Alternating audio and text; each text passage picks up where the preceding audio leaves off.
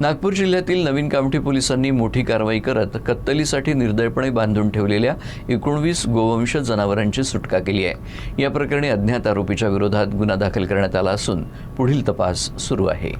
नवीन Kamthi police ठाण्याच्या हद्दीतील नेरी गावाजवळील एका शेतात तब्बल 19 बैल कत्तलीच्या उद्देशानं चारा आणि पाण्यासाठी कोणतीही व्यवस्था न करता बांधून ठेवल्याची गुप्त माहिती वरिष्ठ पोलीस निरीक्षक महेश आंधळे यांना मिळाली। त्यानुसार पोलिसांनी तत्काळ घटनास्थळी धाड टाकून जनावरांची सुटका केली।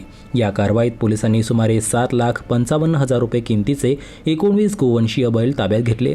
सर्व जनावरे सुरक्षितपणे नागपूर येथील भांडेवाडी गोशाळेत हलवून त्यांच्या देखभालीची व्यवस्था करण्यात आली। या प्रकरणी अज्ञात आरोपीविरुद्ध गुन्हा दाखल करण्यात आला असून गोवंश कत्तलीमागील रॅकेटचा शोध घेण्यासाठी नवीन कामठी पोलीस पुढील तपास करत आहे।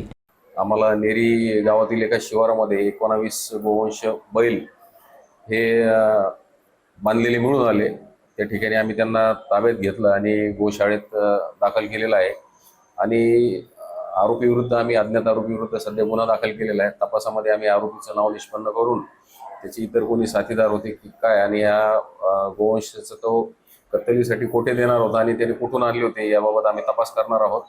आणि सदरमध्ये आम्ही 19 जे आहेत त्याची गोवंश त्याची किंमत 7,55,000 आहे आणि पुढील तपास आमचे पोलीस उपनिरीक्षक तिडके करत आहेत।